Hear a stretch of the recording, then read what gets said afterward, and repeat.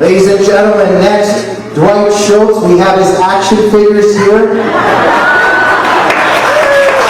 from Star Trek, as well as from the A-Team. Listen closely because we will have a quiz for what Dwight said. If you can answer it, you win these action figures. But ladies and gentlemen, on a serious note, yes, he's an actor, but what a wise man he is that understands so much the threat to this culture and society. Dwight, go ahead. Thank you. I am humbled to be here and grateful to Jamie for inviting me.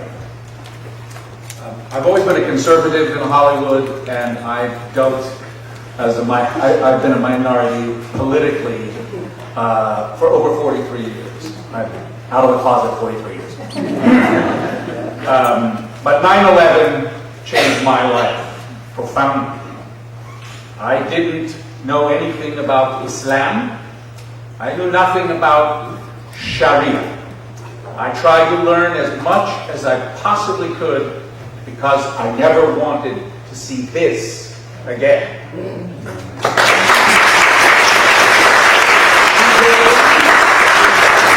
Today, this word you won't find in a newspaper that is shrinking, because they won't put this word and apply it to the enemies of this country.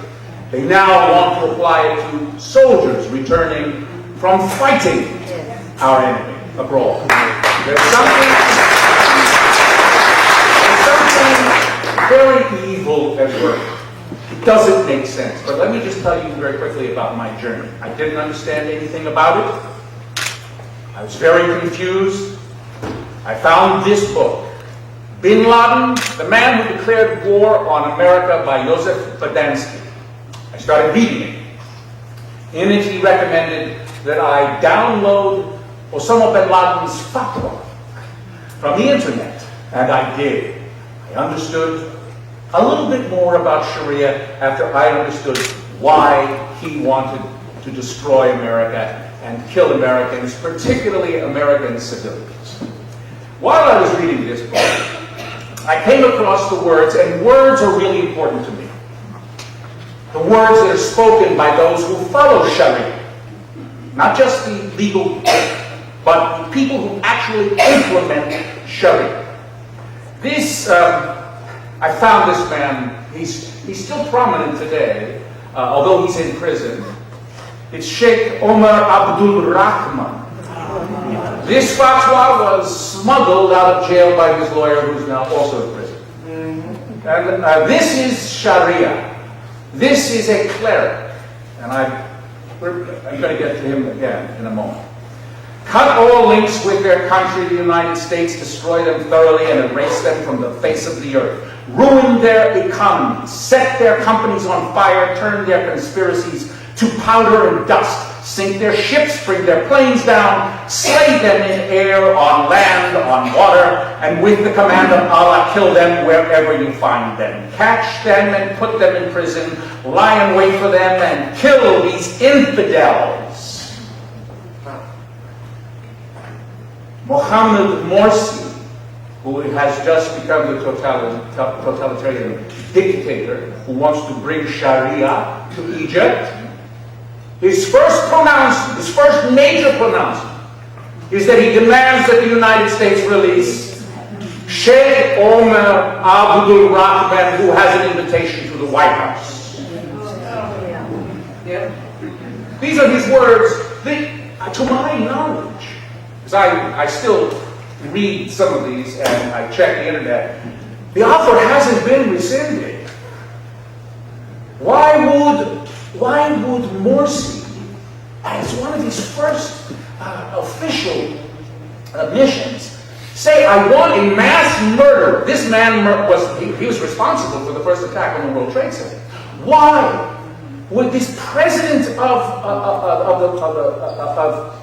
Egypt, leader of the Muslim Brotherhood, demand that a mass murderer in the United States be released? It's already been told to you here. We're not Muslims. We're infidels. We can't be murdered. We can only be killed. This is one of the chief clerics. This is a proponent of... Now, you You've all heard, I'm sure, the name Abedin. She was assistant editor of the Journal of Muslim Minority Affairs. And the editor who shared the duties with her was Zafar Ishaq Ansari. And his magnum opus was a translation of Sayyid Abdul Allah Maududi. I know it's hard for me to say. Easy for you to hear. No. And this is part of this wonderful translation. And this says it all. You really don't have to go any further. You don't have to be an intellectual or a scholar. This says it all. The purpose for which Muslims are required to fight is not, as one might think, to compel the unbelievers into embracing Islam. Rather, their purpose is to put an end to the sovereignty and supremacy of the unbelievers so that the latter are unable to rule over men. The authority to rule should only be vested in those who follow the true faith, Islam. Unbelievers who do not follow this true faith should live in a state of subordination. Unbelievers are required to pay a jizya, the deliberately humiliating Quranic poll tax, in lieu of the security provided to them as the dhimmis, non-Muslims, non-citizen pariahs, vanquished by jihad of the Islamic State. Jizya symbolizes the submission of the unbelievers to the suzerainty of Islam, superiority, in other words. To pay jizya of their own hands humbled refers to the payment in a state of submission. Humbled also reinforces the idea that the believers, rather than the unbelievers, should be the rulers as God's vice agents. This is Sharia in their words. It is by definition not compatible with the Constitution of the United States. And, by the way, they want to kill us.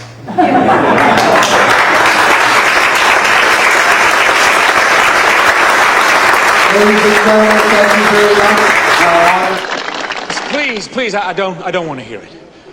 I did what I did because if I didn't do it, it would have got done. And I might add that not doing it would have been a lot worse than doing it badly, which I was not about to do.